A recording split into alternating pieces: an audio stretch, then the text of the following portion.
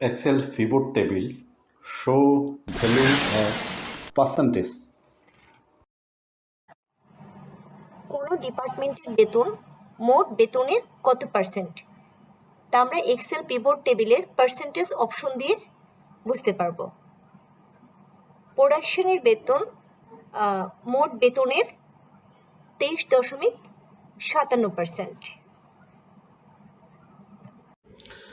Excel pivot টেবিলে percentage কিভাবে করবেন? Right click on value, select show value as, then select percentage of grand total. এখানে finance ডিপার্টমেন্টের salary total অর্গানাইজেশনের salary 23.19%। এখন চলুন পিভট টেবিলে পার্সেন্টেজের একটা ভিডিও দেখি।